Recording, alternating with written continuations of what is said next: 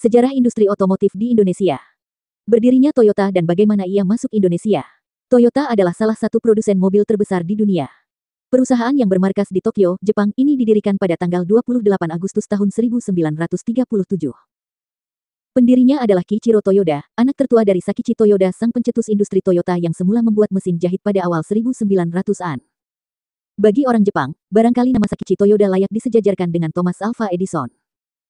Ia tak hanya mampu mencerahkan industri Jepang, namun juga mempermudah kerja buruh-buruh tenun dengan mesin otomatis yang menambah kapasitas serta efisiensi produksi tekstil kala itu. Etos kerja terampil dan tak mudah menyerah secara langsung ditularkan kepada Kiichiro Toyoda, yang sejak kecil sudah terbiasa melihat ayahnya bekerja di pabrik. Usai lulus dari universitas, ia pun bergabung dengan perusahaan milik keluarga, Toyota Automatic Loom Works Ltd yang kemudian menjadi Toyota Industries Corporation. Sebelum Sakichi Toyoda wafat, ia berpesan pada anaknya untuk melanjutkan bisnis tersebut. Walau begitu, Kiichiro Toyoda rupanya lebih menyukai industri otomotif, yang ketika itu dianggap sebagai keputusan penuh risiko. Sebab belum banyak perusahaan Jepang yang terjun dalam bidang tersebut. Kenneth E. Hendrickson dalam The Encyclopedia of the Industrial Revolution menceritakan masa-masa awal berdirinya produsen mobil Toyota.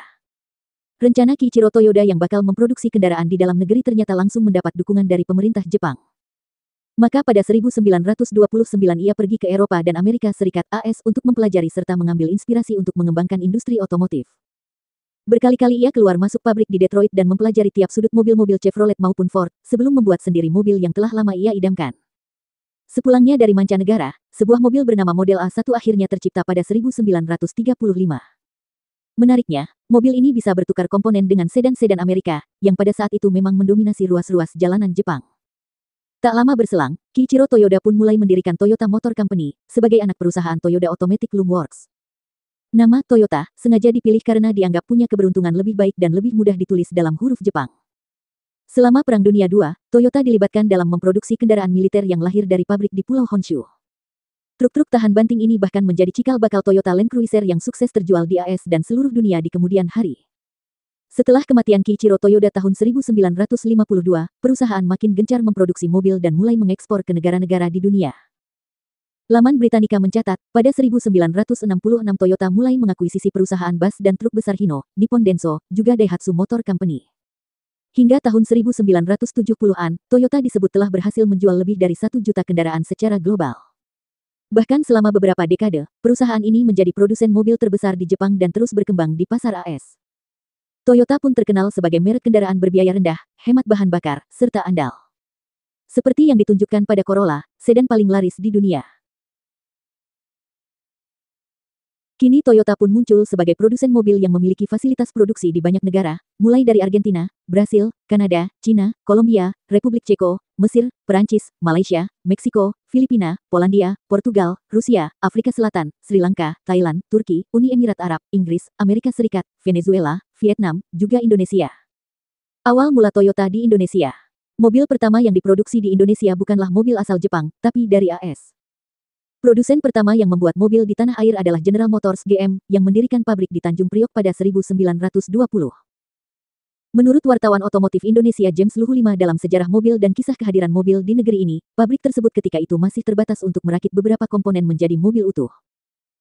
Pada 1938, pabrik diperluas dan menjadi pemasok utama mobil-mobil Amerika sebelum dikirim ke kota-kota besar seperti Surabaya, Yogyakarta, dan yang lainnya. Sayang, Perang Dunia I dan II berdampak pada berhentinya aktivitas pabrik di sebelah utara Jakarta itu. Situasi awal masa kemerdekaan Indonesia yang tak menentu turut membuat kegiatan pabrik tersendat. Terlebih keinginan Belanda yang ingin menguasai kembali Indonesia membuat situasi makin rumit.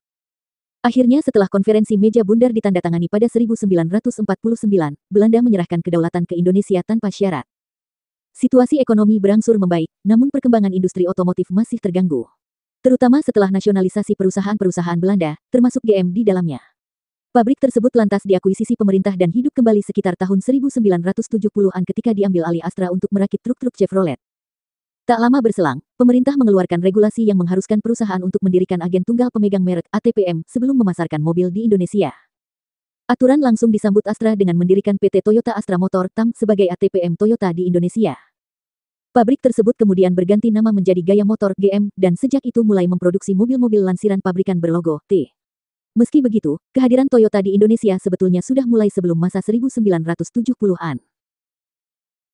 Pada 1961, James Luhu V mencatat, sebanyak 100 unit Jeep Toyota beratap kanvas alias Land Cruiser FJ Series dibeli oleh Kementerian Transmigrasi, Koperasi, dan Pembangunan Masyarakat Desa untuk disebar ke daerah-daerah.